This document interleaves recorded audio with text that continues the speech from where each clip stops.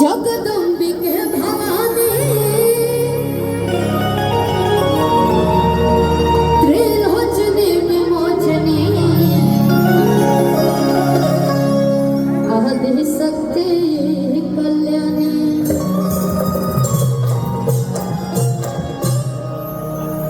खड़ग त्रिशूल धारिणी दलम सारणी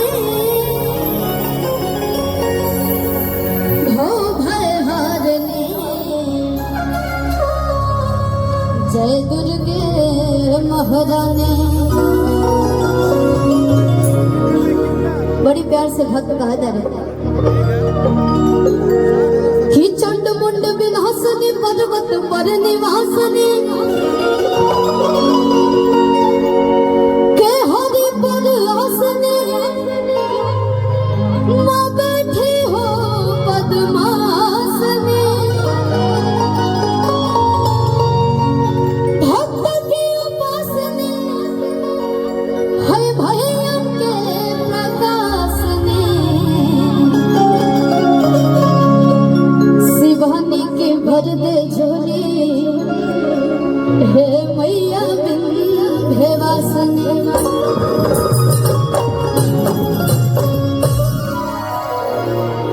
आप सब जना गाना के हमरा ढेर सारा प्यार आशीर्वाद देले बनी जा।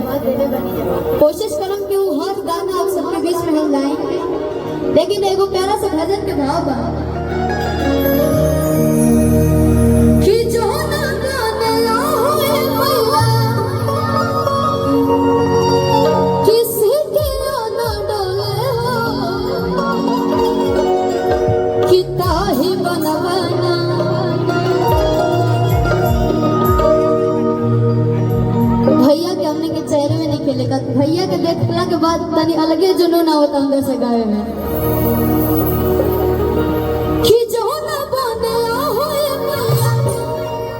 किसी के ना डोले हो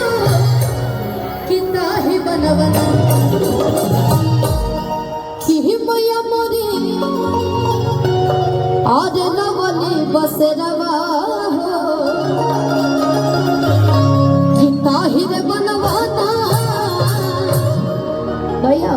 कि मैया मोरी लवली बसरवा हो ताहिर बनवाना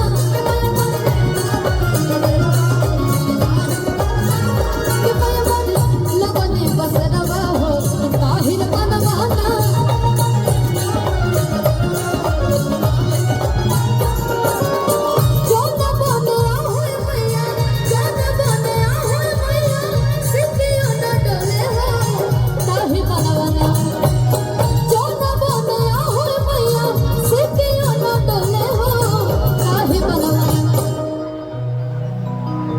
हमने के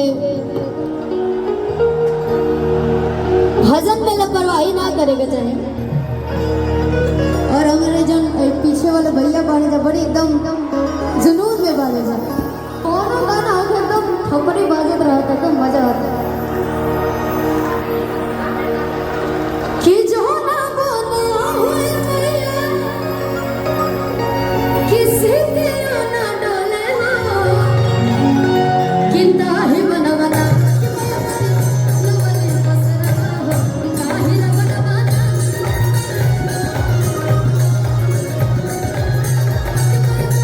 लवली बसरवा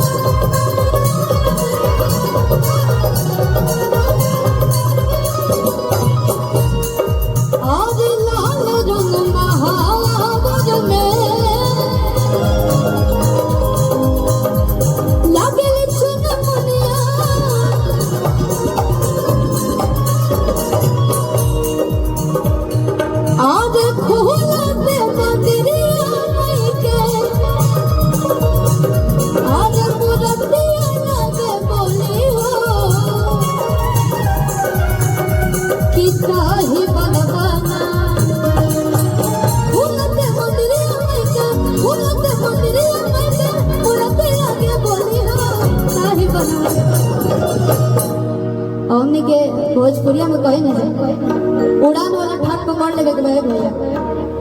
कि मैया